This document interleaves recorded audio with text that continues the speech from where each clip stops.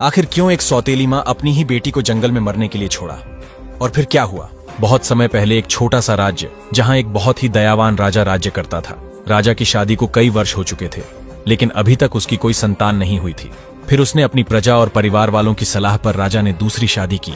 शादी के 2 साल बाद भगवान की कृपा से राजा की दूसरी पत्नी से एक बेटी हुई।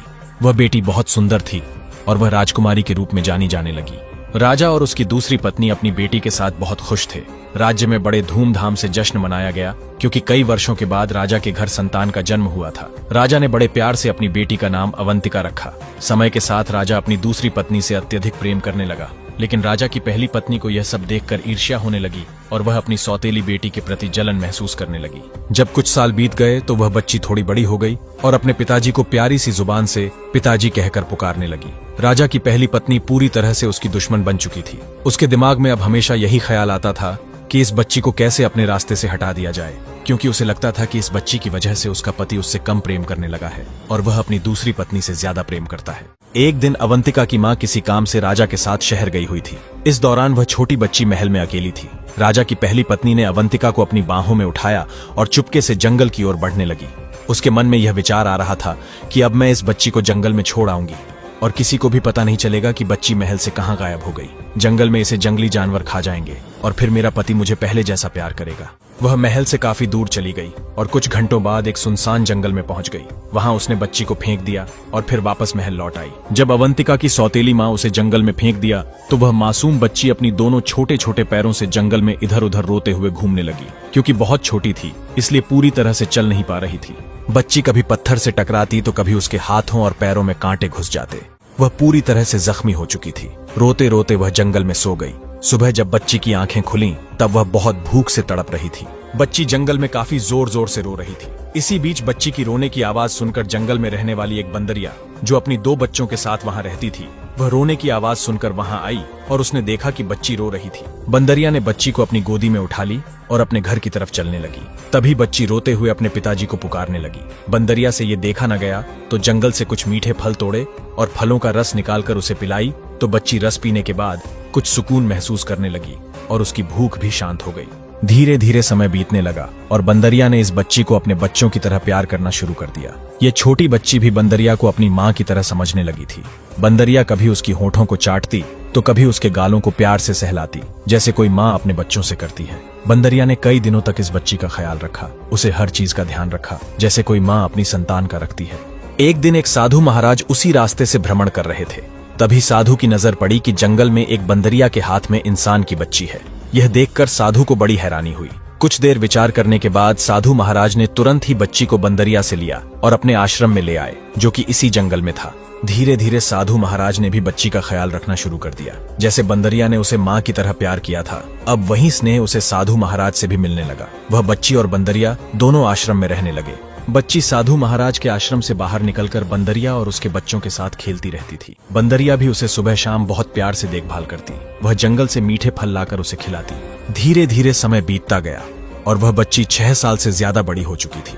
बच्ची साधु महाराज को बाबा कहकर पुकारने लगी और इस छोटी सी बच्ची ने इस बंदरिया को ही अपनी माँ मान लिया था, क्योंकि वह बचपन से उसी के साथ पली बढ़ी थी और उसे ही अपनी माँ समझती थी। कुछ सालों बाद वह लड़की 16 साल की हो गई थी। साधु महाराज ने इस बच्ची का नाम आराध्या रखा था। अब आराध्या पहले से कहीं ज्यादा सुंदर हो चुकी थी। उसके चेहरे पर एक दिव्यता और मासूमियत थी जो किसी को भी मोह ले। उसने कभी भी जंगल से बाहर कदम नहीं रखा था। जंगल ही उसका संसार बन गया था। जंगल के सारे जानवर, उसे माँ की तरह पालने वाली बंदरिया और उसकी 2 संतानें, जिनके साथ आराध्या बचपन से रही थीं, उसे अब अपने बहन और माँ की तरह प्रेम करने लगे थे। वे सब मिलकर एक परिवार की तरह रहते थे। एक दिन साधु महाराज ने आराध्या को अपने पास बुलाकर कहा, बेटी, मुझे किसी आवश्यक कार्य से चंद्रपुर राज्य जाना है, क्योंकि वहाँ के राजा ने मुझे बुलाया है। मैंने तुम्हारे लिए इस आश्रम में हर जरूरी चीज का इंतजाम कर दिया है। तुम्हें किसी भी चीज के लिए बाहर जाने की जरूरत नहीं पड़ेगी। ये बंदरिया हमेशा तुम्हारे साथ रहेगी और इसके दोनों बच्चे तुम्हारी पूरी सुरक्षा करेंगे। आराध्या ने श्रद्धा और चिंता से साधु महाराज की बात सुनी,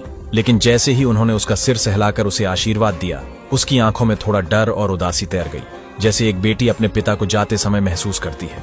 मगर साधु महाराज मुस्कुराए और बोले, तुम मेरी बेटी हो, निडर बनो, भगवान और प्रकृति दोनों तुम्हारे साथ हैं। इतना कह साधु महाराज चंद्रपुर राज्य के लिए रवाना हो गए। अब आश्रम में आराध्या, बंदरिया और बंदरिया के दोनों बच्चे ही रह गए। साधु महाराज की तरह ही जब वे आश्रम में नहीं होते तो आराध्या पूजा पाठ किया करती। आसपास बंदरिया और बंदरिया के बच्चे बैठकर आराध्या की पूजा को बड़े ध्यान से देखा करते थे। इसी बीच आराध्या भोजन बना रही थी और पूजा के लिए आश्रम के पूजा कक्ष में चली गई। जब वह वापस लौटी तो देखा कि बंदर का छोटा बच्चा पूरा खाना इधर उधर बिखेर चुका था और उसे खा चुका था। यह देखकर आराध्या गुस्से में कहती है, तुम तो बहुत मतलबी हो, दूसरों का ध्यान नहीं रखते और हमेशा परेशान करते हो। यह कहकर आराध्या ने बंदर के बच्चे को हल्के से छड़ी से मार दिया। जब आराध्या बंदर के बच्चे को छड़ी से मारा तो उसे गुस्सा आ गया और उसने पास रखे पानी उठाकर पूरे खाने की बर्तन में डाल दिया। यह देख आराध्या का मन विचलित हो गया और वह पूरा दिन कुछ नहीं खाई। बंदरिया और उसके बच्चे भी कुछ नहीं खाए। अब बंदरिया का बच्चा अपनी गलती पर पछताते हुए सोचने लगा, काश ऐसा नहीं किया होता, मेरे वजह से हम सभी को भूखा रहना पड़ रहा है। थोड़ी देर बाद आराध्या आश्रम से बाहर निकली तो उसने देखा कि कुछ दूर पर धुआं उठ रहा है।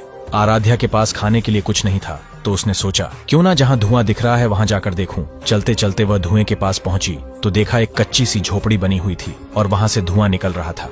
उस झोपड़ी के अंदर एक बुजुर्ग अजीब सी दिखने वाली महिला थी और उसे इंसानों की गंध दूर से महसूस हो जाती थी। महिला और उसका बेटा इंसानों को मारकर उन्हें चूल्हे में पकाकर खा जाते थे। आराध्या को आते देख महिला के मुंह में पानी आ गया। वह सोचने लगी, अगर मेरा बेटा यहाँ होता तो इसे पकाकर अच्छे से खा सकते थे, क्योंकि यह दोनों ही आदमखोर थे और अब उन्हें एक और इंसान खाने का मौका मिल गया था। बुजुर्ग महिला ने एक चाल चली और मन ही मन सोची कि अपने बेटे के आने तक इस बच्ची को अपने पास बहला फुसला कर रखती हो। फिर उसने मुस्कुराते हुए संध्या से कहा, आओ बेटी, कैसे आना हुआ, तुम कहाँ रहती हो? संध्या ने जवाब दिया, अपने बाबा साधु महाराज की बेटी हूँ, बहुत नेक आदमी है। वह इस वक्त चंद्रपुर राज्य में किसी कार्य से गए हुए हैं और मैं यहाँ अकेली हूँ। आराध्या ने बंदर के साथ हुई सारी घटना को विस्तार से बताया और कहा, आप मुझे थोड़ी सी सूखी लकड़ियां दे दो ताकि हम खाना बना सकें, क्योंकि रात हो चुकी है और जंगल में हम कहाँ लकड़ियां ढूंढते फिरेंगे। बुजुर्ग महिला हंसते हुए कही, बिल्कुल बेटी, मैं तुम्हें लकड़ियां तो दे दूंगी, लेकिन इसके बदले तुम्हें मेरा एक काम करना होगा। मैं काफी बूढ़ी हो चुकी हूँ और यहाँ अकेली रहती हूँ, मुझसे अब ज्यादा काम नहीं हो पाता। मेरा एक बेटा भी है जो बाहर गया हुआ है और अभी वापस आने वाला है, उसे भूख लगी होगी। वहाँ कोने में गेहूं रखा हुआ है और बगल में चक्की भी है। तुम्हें सिर्फ यही करना है कि चक्की में गेहूं को पीस कर उसे आटा बना देना है। बुजुर्ग महिला के कहने पर आराध्या ने गेहूं को पीस लिया और बुजुर्ग महिला से बोली, माँ जी, मैंने आटा पूरी तरह से पीस ली है, अब जल्दी से मुझे लकड़ियां दे दीजिए ताकि मैं आश्रम वापस लौट सकूं। बुजुर्ग महिला बोली, बेटी तुम कितनी अच्छी हो, देखो मेरा घर भी कितना गंदा हो गया है, मेरी हड्डी भी अब जवाब देने लगी है। अगर तुम घर की थोड़ी सफाई कर देती तो तुम्हारी बड़ी मेहरबानी होती। महिला के कहने पर आराध्या ने झाड़ू से पूरे घर को अच्छे से साफ कर दिया, लेकिन बुजुर्ग महिला के दिमाग में कुछ और ही चल रहा था। वह बार बार बाहर की तरफ झांक रही थी और सोच रही थी, अरे मेरा बेटा अभी तक क्यों नहीं आया, क्या हो गया उसे, वह घर जल्दी क्यों नहीं आ रहा है, मुझे कितने बहाने बनाकर इस लड़की को रोकना पड़ेगा। सफाई के बाद आराध्या बुजुर्ग महिला से बोली, माँ जी, मैंने तो आपके घर के सारे काम कर दिए हैं, अब आप मुझे लकड़ी दे दीजिए ताकि मैं आश्रम वापस जा सकूं। बुजुर्ग महिला फिर बोली, बेटी तुमने तो सारा काम कर दिया, लेकिन बस एक आखिरी काम और कर दो, थोड़ा पानी ला दो। आराध्या घड़ा लेकर पास की नदी से पानी लाने चल जाती है। आराध्या नदी से पानी लेकर आई और उस महिला से बोली, माँ जी, अब मुझे सच में घर जाना है, बहुत देर हो चुकी है, आप मुझे लकड़ी दें या ना दें, क्योंकि मेरे बाबा भी वापस आ सकते हैं जो किसी काम से पड़ोसी राज्य गए थे। बुजुर्ग महिला ने मन में सोचते हुए बोली, बेटी तुम लकड़ी ले जाओ, लेकिन मैं तुम्हें थोड़ा आटा भी दे देती हूँ, तुम जहाँ जहाँ भी जाना ये आटा वहाँ वहाँ गिराते जाना। आराध्या लकड़ी और आटा लेकर बुजुर्ग महिला की झोपड़ी से निकली और आटे को रास्ते पर गिराते हुए चली गई। जब आराध्या आश्रम पहुंची तो उसने आग जलाई और खाना बनाकर सबसे पहले उसने बंदरिया और उसके बच्चों को खाना दी और फिर खुद खाई। कुछ समय बाद बुढ़िया का आदमखोर बेटा घर लौट आया। जैसे ही वह घर आया, बुढ़िया ने उसे डांटते हुए बोली, तुम कहाँ चले गए थे, तुम्हें इतनी देर क्यों लगी, इतना अच्छा शिकार हमारे घर पर आया था और वह हमारे हाथ से निकल गया, लेकिन एक तरीका है जिससे वह शिकार हमें फिर से मिल सकता है। जहाँ जहाँ तुम आटा गिरा हुआ देखोगे उसी रास्ते से तुम चलते जाना, तुम्हें वहीं शिकार मिलेगा। बुजुर्ग महिला की बात सुनकर आदमखोर बेटा आटे के पीछे पीछे चलने लगा। कुछ दूर वह आदमखोर आदमी चला और फिर उसे सामने साधु महाराज का आश्रम दिखाई दिया। वह आदमी वहाँ पहुंचा और जोर जोर से दरवाजे को पिटते हुए बोला, बेटी दरवाजा खोलो, मैं तुम्हारा बाबा हूँ, देखो मैं राजा के यहाँ से तुम्हारे लिए बहुत सारे खिलौने लेकर आया हूँ, जल्दी दरवाजा खोलो। आराध्या गहरी नींद में सो रही थी और उसे दरवाजे की खटखट की आवाज बिल्कुल भी नहीं आई। जब आराध्या दरवाजा नहीं खोली तो आदमखोर आदमी को बहुत गुस्सा आया। उसने दरवाजे को तोड़ने की भी कोशिश की, लेकिन यह आश्रम का दरवाजा बहुत मजबूत था जिसे साधु महाराज ने एक अद्भुत तरीके से बनाया था। वह आदमखोर आदमी दरवाजे को तोड़ने के लिए कई बार कोशिश करता रहा, लेकिन अंत में वह अपनी कोशिशों में नाकाम रहा और उसके हाथों में चोट लग गई जिससे खून निकल आया। नाकाम होकर वह वापस अपनी झोपड़ी की ओर लौट गया। सुबह जब आराध्या की नींद खुली और उसने दरवाजे पर खून देखा तो उसे समझ में आ गया कि कुछ गलत हुआ है। आदमखोर का खून दरवाजे पर था और वह खून आराध्या के हाथ में लग गया। उस खून में जहर था जो आराध्या के शरीर में फैल गया। वह बेहोश होकर वहीं आश्रम में गिर पड़ी। बंदरिया और उसके बच्चे बहुत परेशान हो गए और रोने लगे। बंदरिया ने बहुत कोशिश की आराध्या को उठाने की, लेकिन आराध्या नहीं उठी। इसी बीच घोड़े पर सवार होकर कुछ लोग गुजर रहे थे जिनकी नजर आश्रम पर पड़ी। ये लोग कोई और नहीं बल्कि एक राज्य के राजकुमार और उसके सैनिक थे जो जंगल में शिकार करने निकले थे। राजकुमार की नजर जब आश्रम पर पड़ी तो उसने अपने सैनिक से कहा, जाकर देखो आखिर यह क्या है। जैसे ही सैनिक आश्रम के अंदर गया उसकी आंखें हैरान रह गईं। वह तुरंत वापस राजकुमार के पास आया और बोला, युवराज, अंदर एक बहुत ही खूबसूरत लड़की बेहोश पड़ी हुई है और उसके पास कुछ बंदर बैठकर रो रहे हैं। उनके आंखों में आंसू साफ नजर आ रहे हैं। राजकुमार यह सुनकर बहुत हैरान हुआ। उसने सोचा, ये मामला क्या है, मुझे खुद जाकर देखना होगा। राजकुमार ने सैनिकों को आदेश दिया कि लड़की को बाहर लाया जाए। सैनिकों ने राजकुमार के आदेश के अनुसार लड़की को बाहर निकाला और उनके साथ एक वैद्य भी था जिसने लड़की को ठीक किया। जब आराध्या को होश आया तो राजकुमार ने उससे पूछा, तुम कौन हो, यहाँ कब से रह रही हो, तुम्हारे माता पिता कहाँ हैं? आराध्या बोली, मैं यहाँ अपने बाबा के साथ रहती हूँ जो एक तपस्वी है, और यह बंदरिया जिसने मुझे बचपन से पाला है वो मेरी माँ के समान है। ये जो छोटे छोटे बंदर हैं ये मेरे भाई हैं। ये सुन राजकुमार बोला, तुम बहुत सुंदर हो, तुम कहो तो मैं तुम्हें अपने महल ले चलूं। तुम्हारी इस बंदरिया के लिए भी एक छोटा सा घर बनवा दूंगा जहां वह रहेगी। तुम्हारे बाबा आएंगे तो उनके लिए भी मैं महल में व्यवस्था कर दूंगा, क्योंकि एक लड़की का जंगल में इस तरह से अकेले रहना सही नहीं है। अगर आज हम नहीं आते तो तुम बच भी नहीं पाती। आराध्या को राजकुमार की बात सही लगी और वो मान गई। राजकुमार आराध्या के साथ बंदरिया और उसके बच्चे को अपने महल ले गया। जब सभी महल पहुंचे तब राजकुमार की माँ बोली, बेटा, तुम इस लड़की को महल लेकर क्यों आए हो? तुम्हारा इसके साथ क्या रिश्ता है? लोग कई तरह की बात करेंगे और हमारी बदनामी होगी, तो इससे अच्छा है कि तुम इस लड़की से विवाह कर लो और इसकी सुरक्षा भी हो जाएगी। माँ की बातें सुन युवराज सोच समझ के आराध्या से शादी कर लिया, लेकिन युवराज की पहले से एक पत्नी थी। युवराज को अपनी पहली पत्नी से ज्यादा आराध्या से मोहब्बत हो चुकी थी। युवराज ने राजकुमारी के लिए 2 दासी भी रखे थे, जिनमें एक दासी का नाम बुद्धि था। बुद्धि एक दिन आराध्या से बोली, बेटी, तुम अपनी सौतन से थोड़ा संभल कर रहना, क्योंकि वह सही नहीं है, तुम्हें उससे खतरा हो सकता है। आराध्या बोली, माँ, ऐसा नहीं सोचते, ये गलत बात है। जानती हूँ कि वह मुझे बड़ी बहन की तरह मानती है, और भला हमारे पास किस चीज की कमी है? हमारे पति तो दोनों से प्यार करते हैं, तो वह हमसे क्यों जलेंगे? आराध्या अपनी सौतन के पास जाती है और उससे काफी बातें करती है, लेकिन आराध्या की सौतन ने कभी भी यह एहसास नहीं होने दिया कि वह उससे ईर्ष्या करती है। एक दिन आराध्या महल के शाही तालाब के पास खड़ी थी और उसकी माँ जैसे जो बंदरिया थी वह भी उसके साथ थी।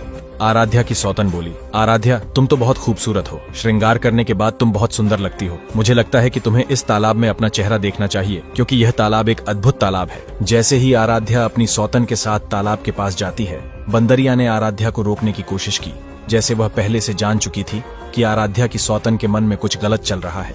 बंदरिया ने आराध्या के पल्लू को पकड़कर खींचने की कोशिश की, लेकिन आराध्या को उस समय कुछ समझ नहीं आया और वह बंदरिया पर गुस्सा हो गई। गुस्से में आराध्या बोली, तुम्हें क्या काम है? कभी तो मुझे अकेला छोड़ दिया करो। आराध्या अपनी सौतन के साथ तालाब के किनारे चलने लगती है, जो पानी के बहुत करीब था। जब आराध्या तालाब के सामने खड़ी होकर पानी में अपना चेहरा देख बहुत खुश होने लगी, तब आराध्या की सौतन ने पीछे से आराध्या को पानी में धक्का दे दिया। आराध्या को तैरना नहीं आता था और तालाब पूरी तरह पानी से भरा था, इसलिए वह डूबने लगी। आराध्या को डूबते देख उसकी सौतन महल की ओर भाग जाती है। जैसे ही युवराज अपना काम खत्म कर महल लौटता है तो आराध्या उसे कहीं नजर नहीं आती है। युवराज परेशान होकर अपनी पहली पत्नी से पूछा, आखिर आराध्या कहाँ है? मुझे तुम पर पहले से शक था, कहीं तुमने उसके साथ कुछ गलत तो नहीं किया है? वह बोली, स्वामी, मैंने उसके साथ कुछ भी गलत नहीं किया है। ये सब कुछ बंदरिया का ही किया धरा हो सकता है, क्योंकि वह बंदरिया ही थी जो हमेशा आराध्या के साथ रहती थी। यह सुनकर युवराज को बंदरिया पर बहुत गुस्सा आया। उसने अपने सैनिकों से कहकर उसे कारागार में बंद करवा दिया।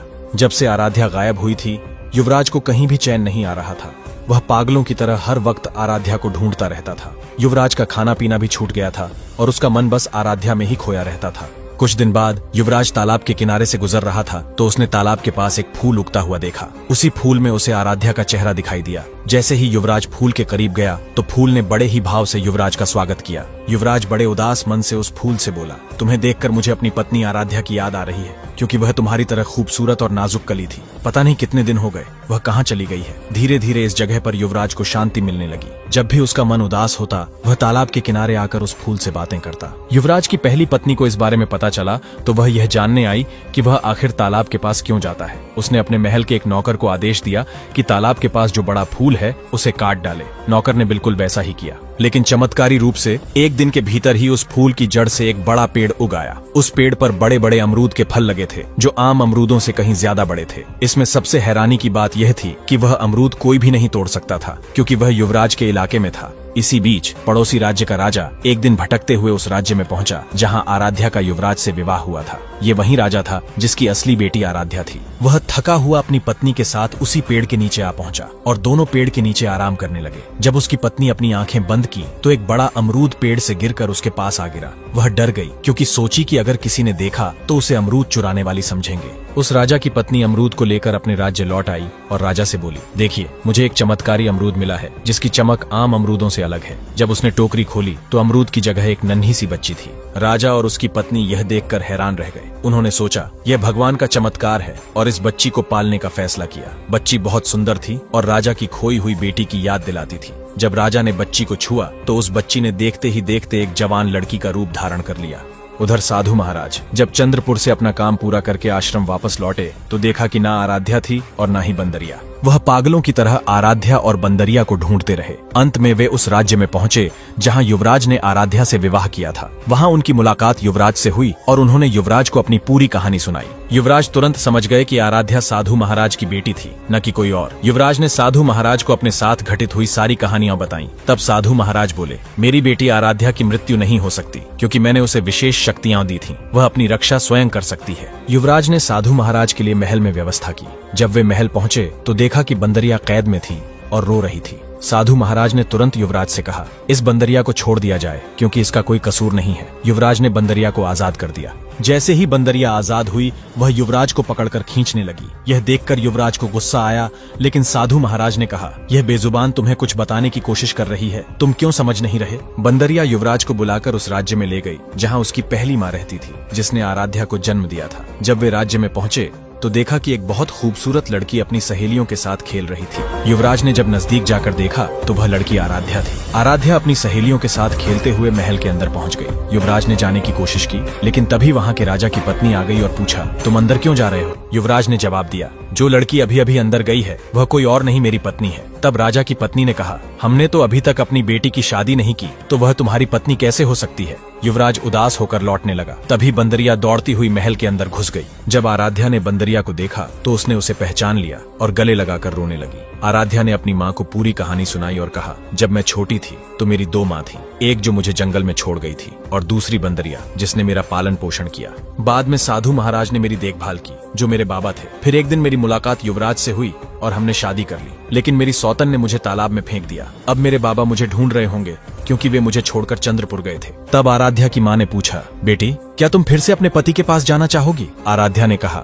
हाँ माँ, मैं जरूर जाऊंगी। तभी महल के पास साधु महाराज और युवराज फिर से आ गए। आराध्या ने साधु महाराज को देखा तो वह दौड़ती हुई उनके पास गई और गले लगाकर खूब रोने लगी। आराध्या बोली, बाबा आप मुझे छोड़कर कहाँ चले गए थे? मुझे आपकी बहुत याद आ रही थी। साधु महाराज ने मुस्कुराते हुए कहा, बेटी शादी के बाद ससुराल में ही अच्छी लगती है, दूसरे के घर में नहीं। देखो तुम्हारे पति तुम्हें लेने आए हैं। जब आराध्या अपनी माँ को यह सारी बातें बता रही थी तो उसकी पहली माँ जिसने उसे जंगल में छोड़ा था उसने भी यह सब सुन लिया।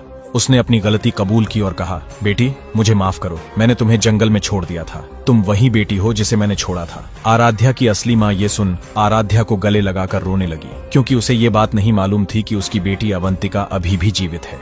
आराध्या ने अपनी सौतेली माँ को माफ किया और अपने पति युवराज के साथ अपने राज्य लौट आई। युवराज ने अपनी पहली पत्नी को 200 कोड़े लगवाकर महल से बाहर कर दिया। फिर वे दोनों खुशी खुशी अपनी जिंदगी जीने लगे। दोस्तों ये कहानी एक ऐसी सौतेली माँ की है जिसने अपनी बेटी को मारने के लिए जंगल में छोड़ दिया ताकि जंगली जानवर उसे खा जाएं। लेकिन दोस्तों वह कहते हैं ना, जिसका भगवान बचाने वाला होता है उसका कोई भी कुछ बिगाड़ नहीं सकता। ऐसा चमत्कार हुआ उस बच्ची के साथ जिसे एक बेजुबान बंदरिया ने अपना दूध पिलाकर उसे बड़े ही प्यार से पाल लिया। दोस्तों ये कहानी आपको कैसी लगी कमेंट बॉक्स में जरूर बताएं और अगली कहानी के लिए थोड़ा सा इंतजार करें। धन्यवाद।